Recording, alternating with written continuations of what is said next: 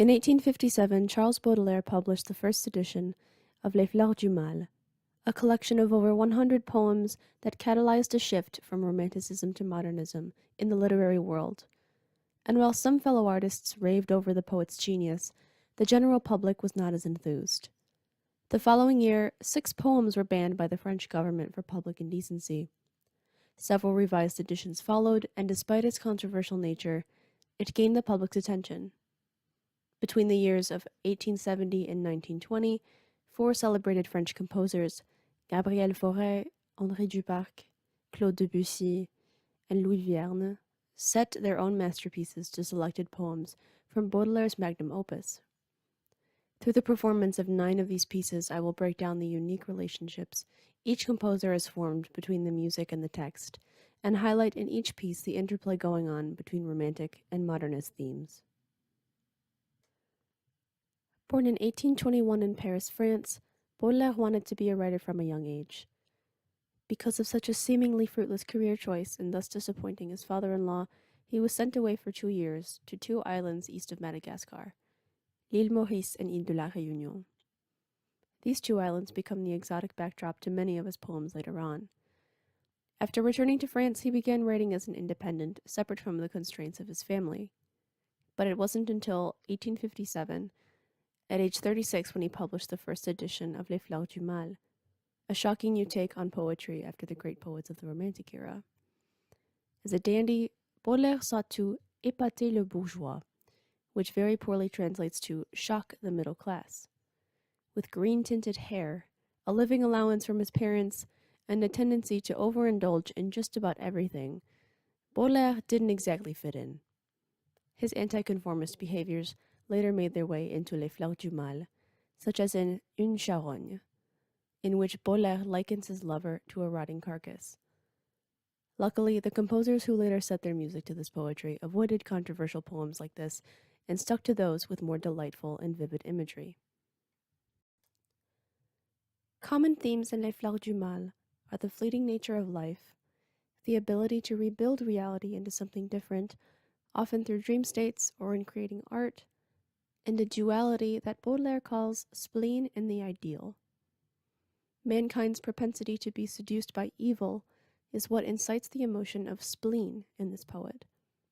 Spleen is defined as excessive dejection or depression of spirits, gloominess and irritability, moroseness, melancholia. To escape this anguish, we seek out the ideal, which according to Baudelaire is something we will never actually attain or find for ourselves, as it only exists temporarily and in realms that do not exist in reality. This means that the ideal can only be found in things like dreams, moments fleeting, or in the expression and creation of artwork, such as music or poetry. We will see later on that while the speaker often laments the time that is passing and former experiences gone by, there is value to be found within those moments, even the ones overlooked. Many of the poetry deals with an altered reality, either as a part of a spiritual realm or as a new realm constructed in the eyes of the poet, taking the real world and creating something anew with it, whether it be an idealized world or not, is a quintessentially modern trait. For instance, in L'Invitation au Voyage, Baudelaire paints the image of Holland, a beautiful and peaceful city in which he envisions him and his lover partaking in abundance. This setting, a faraway country that exists only as a dream in the poem, is a new world that Baudelaire constructs himself. At the same time, the mere use of exoticism in the poem screams romanticism. This is why, while Baudelaire is indeed labeled the father of modernism by many, it's important to remember that he exists as a bridge between the Romantic and modern eras, and thus is not entirely free of romantic tendencies. In poems like Hymne and La Vie Antérieure, Baudelaire introduces themes attributed to those poets before him, like the sublime and the exotic. The main romantic themes found in the poems featured in this video are spirituality or otherworldly realms, nature, specifically that which provokes strong emotion or is personified, exoticism, and passion, strong emotion, and sentimentality. The music of each of these 4 composers set to Baudelaire's poetry spans the end of the Romantic era and into the modern era of music, when the scope of Western tonality and form was revolutionized. Henri Duparc and Gabriel Fauré fall into a category of late Romanticism, while Debussy marks the beginning of Impressionism, and Louis Vierne follows suit, incorporating into his modern classical settings jazz harmony. The styles of Duparc and Fauré are heavily influenced by the Mélodie composers before them, like Berlioz and Gounod, with rich romantic orchestrations and harmonies that mirror the passions and sublimity of romantic writers. Debussy and Vierne have their own very idiosyncratic styles of composition that go beyond what any romantic could comprehend musically, with tonal ambiguity or no tonality at all as a defining characteristic. As an impressionist like Monet, Debussy's goal was to evoke sentiments and images without replicating them. He too, like Baudelaire, found beauty in those fleeting and solitary moments and made it his goal to capture them in his music. This collection of composers and their works that span over 50 years shows the development from Wagnerian Romanticism to new and unforeseen musical inventions of the turn of the century. Henri Duparc was born in 1848 in Paris and was a pupil of César Franck, studying piano and composition. During the earlier half of his life, Gounod, Bizet, and Berlioz were the pioneers of the Mélodie, and Gabriel Fauré was beginning to form his own identity in the genre. It was during this time as well when German music had a strong influence throughout Western Europe, especially in France. The kingdom of Wagner's music extended to other Romantic composers, especially to Duparc, who took inspiration from the German composer's rich textures and harmonies. Instead of attempting to mimic the music of his Romantic predecessors, Duparc took away the lavish and almost decadent elements of the Romantic music and created his own masterpieces that evoked drama without all of the fire and brimstone. What's left are songs for voice and piano that are filled with passion and turbulence, but without the full orchestra and chorus. Both of the following pieces, L'Invitation au Voyage and La Vie Antérieure, are quintessential examples of literary romanticism, particularly with their treatment of nostalgia and exoticism. Images of another country and its wonders are at play in both, as well as natural elements that evoke powerful emotions, in this case, peace or bliss.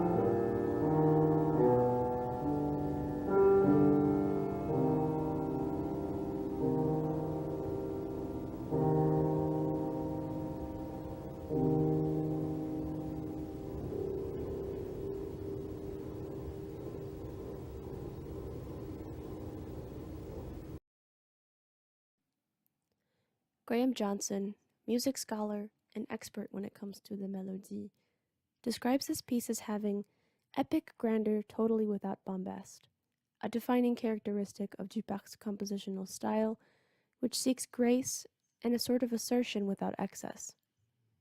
Duparc evokes the nostalgia of the speaker with the stillness of the first 14 measures, a steady introduction in repetitive G major chords with open octaves in both hands. But when the singer begins describing les houles, enroulant les images des cieux, the piano follows suit. Turbulent contrary motion of 4 against 3 builds as the singer describes the lush and moving seas in the sky. Finally, after a B major flourish, the singer declares at full voice, c'est là que j'ai vécu dans les voluptés calmes. Then at half voice, without disturbance as if in a vision, the speaker describes the exotic landscape of this paradise, before rising pensively to a C minor chord on approfondir. The painful secret that the speaker has been attempting to escape is brought back to their memory, and they are left with a sense of anguish. This poem is a more evident example of Baudelaire's interplay between the spleen and the ideal, seeking refuge in that which is exotic, but no longer a reality as a means of avoiding deep melancholy.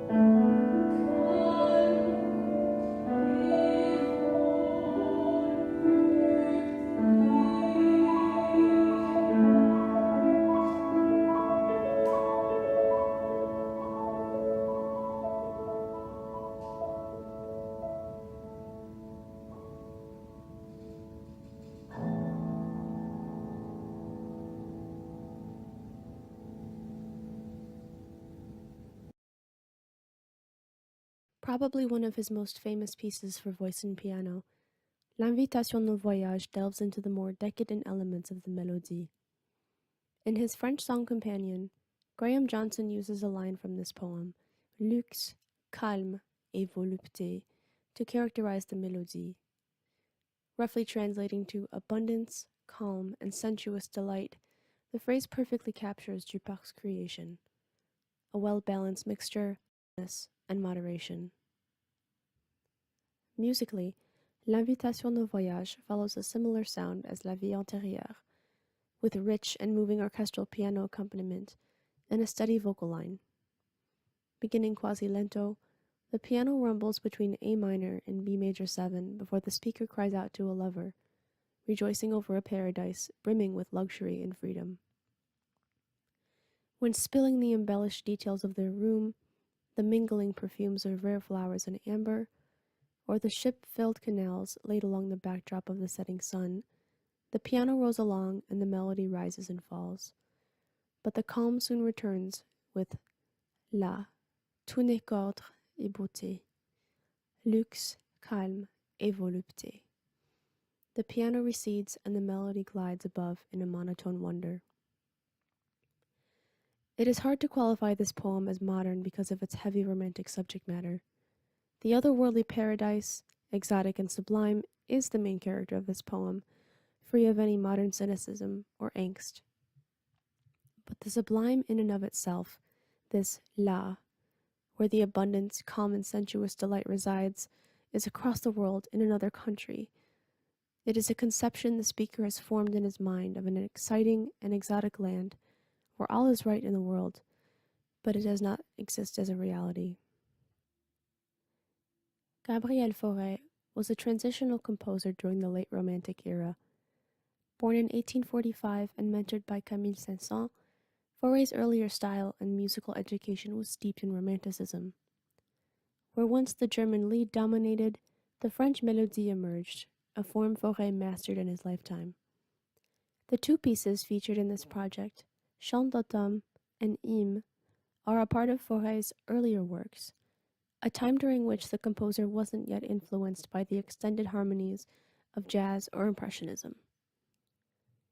Both pieces follow a rather simple structure and carry romantic traits of tonal clarity, luscious harmonies, and impassioned expression.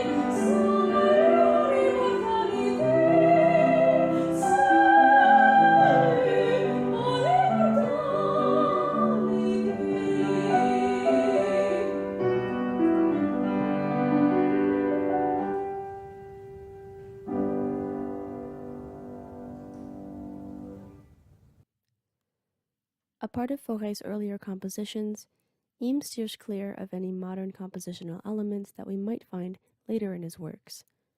The piano accompaniment begins playfully, with arpeggiated 1 and 5 chords before the melody is introduced, climbing chromatically until the speaker bursts out, venerating his lover, à l'ange, à l'idole immortelle, salut en immortalité. A short and simple piece, Im is a lover's cry to the sublimity of his lover, compared to an angel, the very image of perfection and purity. This is the most romantic poem out of all the texts in this video, as it is steeped in holy and otherworldly images and features the undying passion of the lover.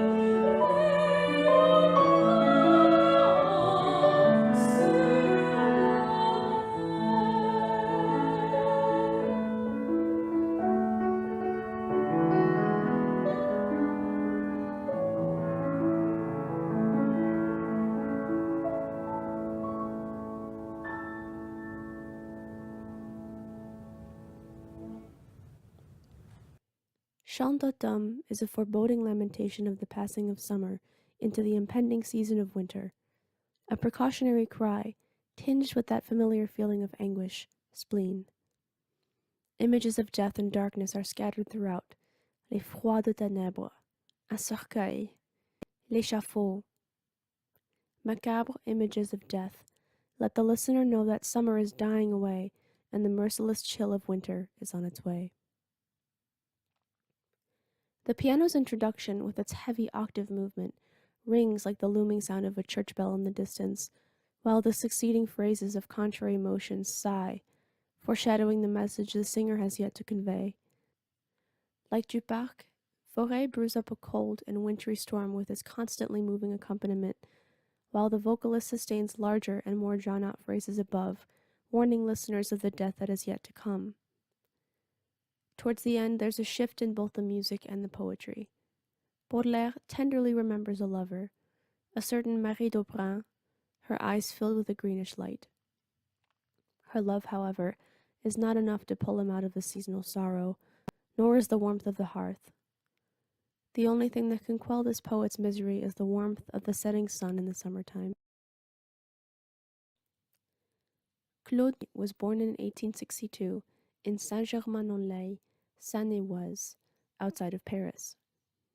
He too began playing piano at a young age and was admitted into the Conservatoire de Paris at age 10, where he studied organ under César Franck, as well as composition, and continued his piano studies.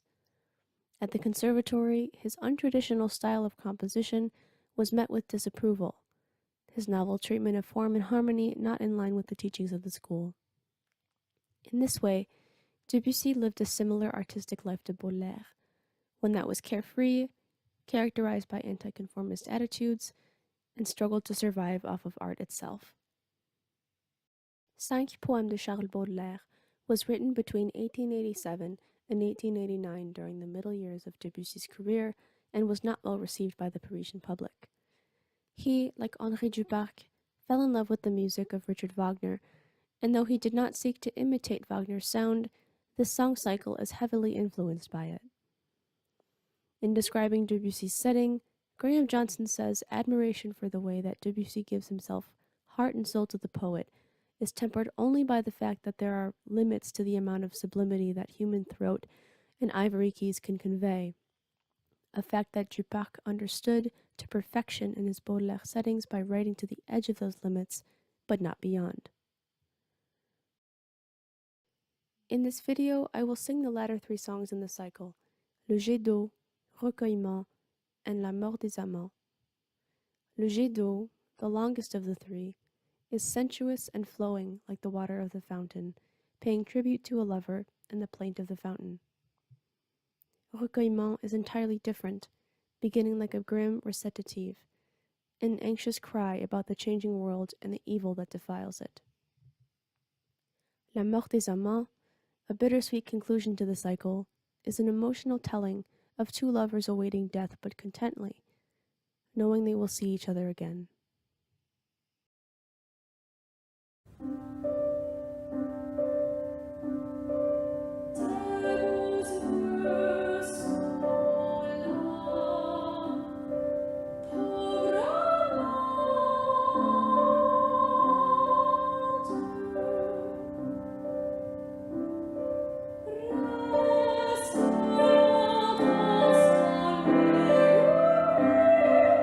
Dans cette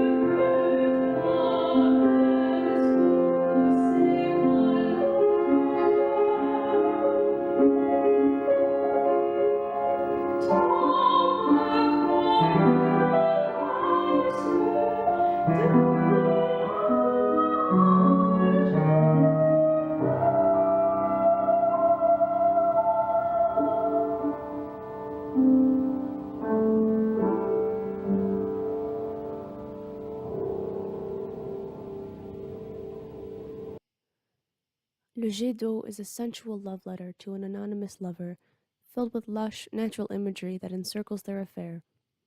This poem is one of the sublime, of ecstasy. The ebb and flow Debussy creates brings to life the poetry to which it is set.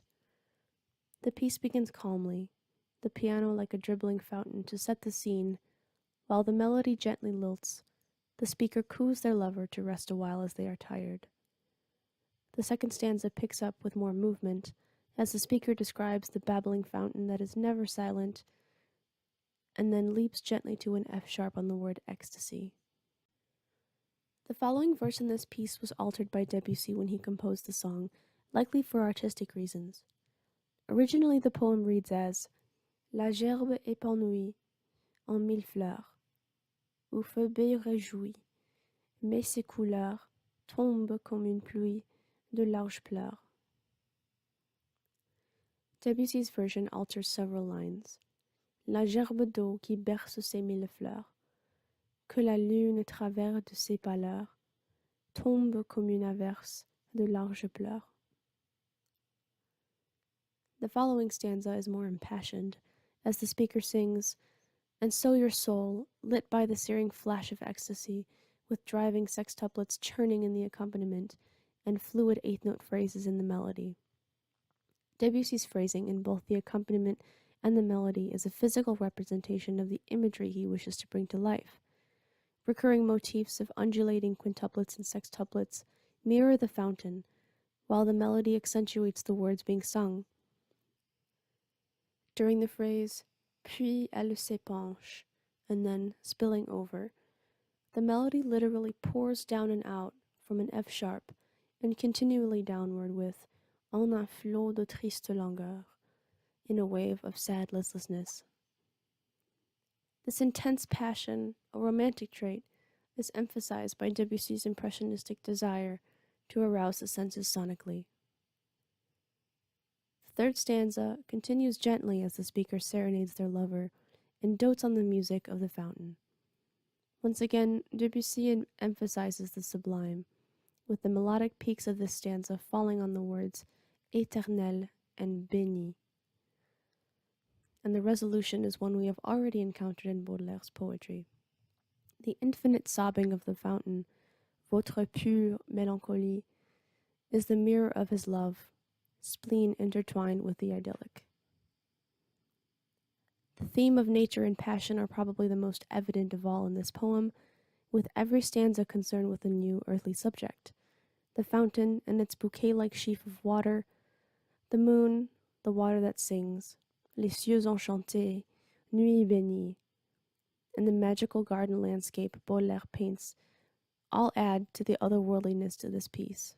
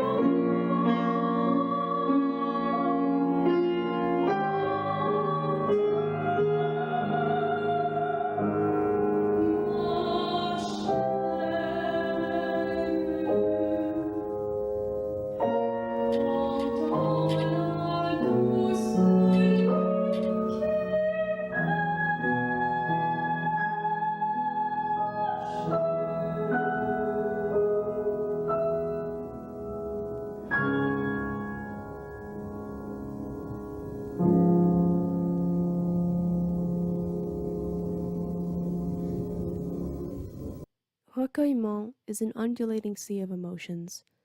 It begins lento y tranquilo as the speaker assuages their sadness as the night falls on the town, unnerving to some and placating to others. When the accompaniment picks up, the melodic line presses forward on La multitude ville and rises to Ce bourreau sans merci. We sense anxiety and bitterness towards the merciless world around us. Notice too Debussy's use of minor seconds to evoke uncertainty or unease. He places them on phrases like souci, between multitude ville, sans merci, regret souriant. In the final section before the ending, Debussy elongates the phrases as the speaker ponders the night in what sounds like a hopeful resolution. Et, comme un long linceul traînant, is strung out in a majestic and full C major chord, but only until à l'Orient, another anxious minor second that leads into A sharp minor. This piece is a bitter and emotional reaction to the changing and disappointing world, with the darkness of the night looming over. The speaker wishes to calm his anxiety and sadness, but images of darkness and waning life are everywhere.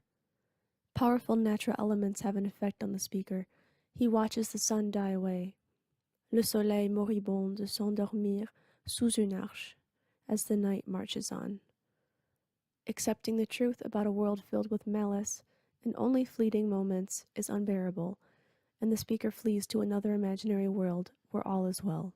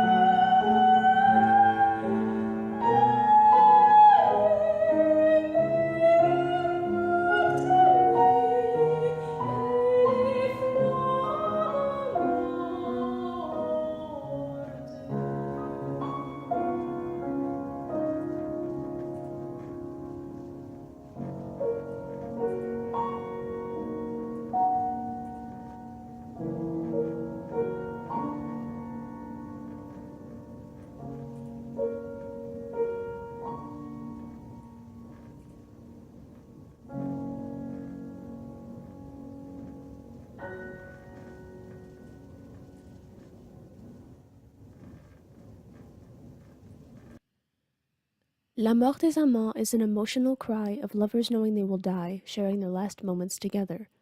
This piece has the most extended vocal range out of the three songs, extending from B flat 4 to A5.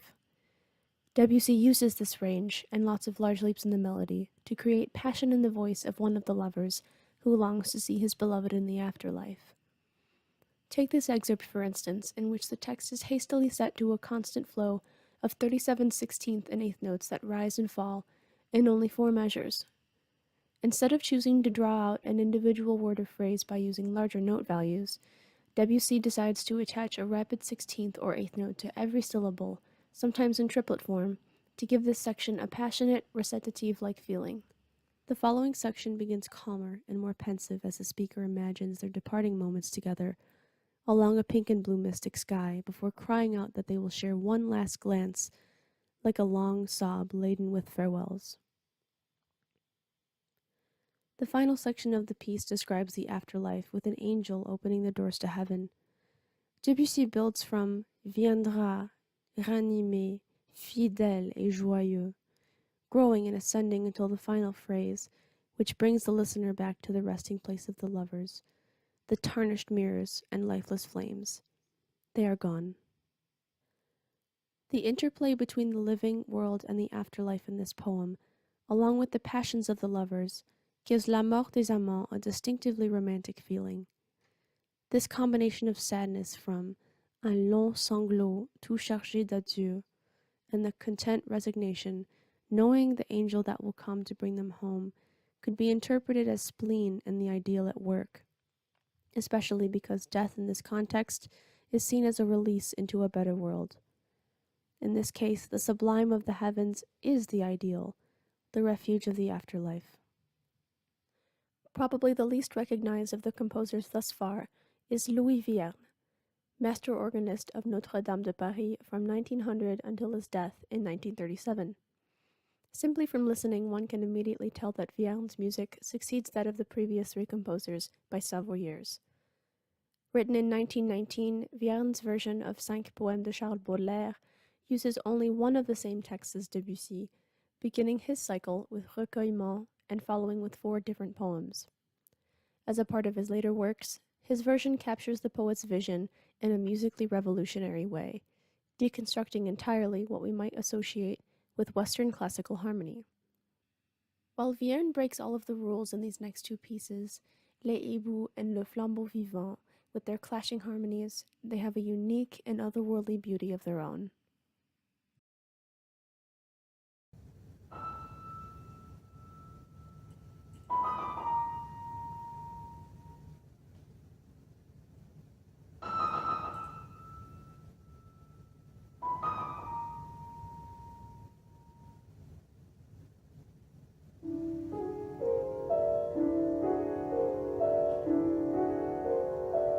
Sous les effluents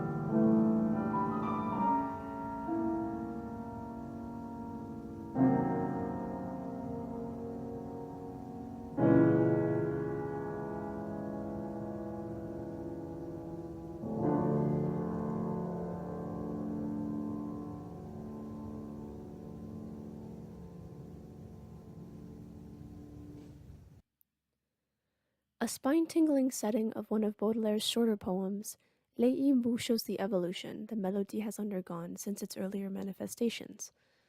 Vierne does not shy away from atonality and melodic uses of tritones, and in fact, he uses them to reinforce the mystical and haunting atmosphere of this poem. With the piano's introduction, we know that in the dark of the night, we may not be alone after all. The accompaniment floats behind the vocalist, who tells the story of the owls lurking in the yew trees above. With soft, hesitant dynamics and straighter tone, the singer almost whispers so as to not disturb the calm. In the shadows, like gods from above, they survey and meditate, welcoming the darkness that surrounds them. The second section is assertive, as the owls teach man that he should be like them, remaining still and not seduced or influenced by the darkness. The one thing they should fear and avoid, like the owls, is le tumulte et le mouvement.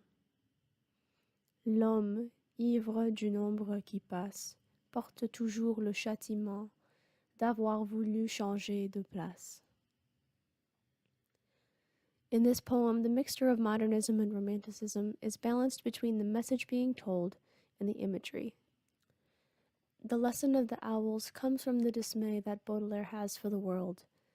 They teach man to turn away from evil and disruption, but he will not obey as he is drunk on the shadows that pass him. Yet the very image of the godlike owls, paired with the intoxicating darkness, shows the romantic urge to evoke power from natural surroundings.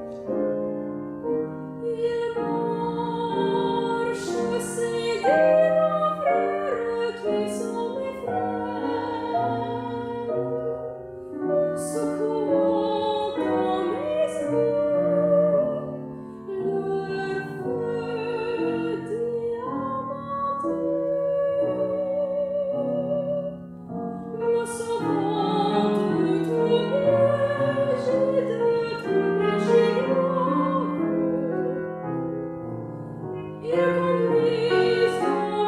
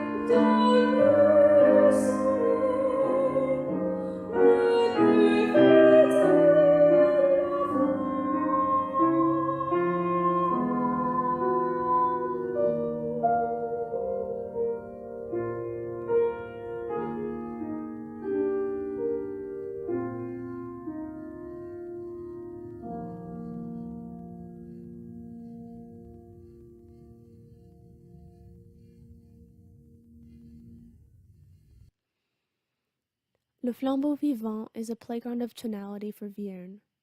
The piece begins deceptively tonal in E-flat major, and while the piece stays in the key of E-flat the entire time, Vierne takes several harmonic turns, sometimes at every new beat. And yet at the very end, with the reintroduction of the beginning descending motive, the piece resolves to an E-flat 7 chord to conclude the lover's impassioned serenade to his beloved's enchanting eyes. If there's one musical element that Vierne is never lacking in, it's chromaticism. You can find it in just about every measure, especially at the end of this phrase, where the speaker declares that he is a slave to the living torch, the eyes of his lover. Whereas Debussy displayed his complexities and idiosyncrasies in form and expression, Vierne shows it through his harmonies. The rhythms of this piece are quite monotonous compared to those of the last three composers. The piano accompaniment steadily plays along to the eighth note, while the melody above twists and turns in its unpredictability. The text of this piece is rather straightforward. While it centers around the mesmerizing and powerful gaze of a lover, the details are where the complexities are found. The obsessiveness of the speaker and the power his lover's gaze has on him, almost like a trance, gives this poem a mystical quality. Hypnotized, he is steered away from sin and is led directly towards the beauty of his lover, whose eyes are so enchanting, not even the sun can outshine their mystic blaze. This collection of music spans a time of revolutionary change in both living and artistic worlds. Henri Duparc and Gabriel Fauré took with them the passionate and grandiose elements of earlier Romantic music and transformed them into their own Mélodie masterpieces in the second half of the 19th century. Debussy reaches towards the heavens with flowing and undulating airs, but shows echoes of Romantic sentiment in his 5 Poèmes de Charles Baudelaire. Louis Vierne plays with tonality and style in his rendition of the song cycle, transforming the Mélodie from its earlier grandiose and sensuous state to a starker, more modern creation. Each of these composers, regardless of their associated time period, brought to life the poetry of Charles Baudelaire, he himself a transitional figure in the literary world.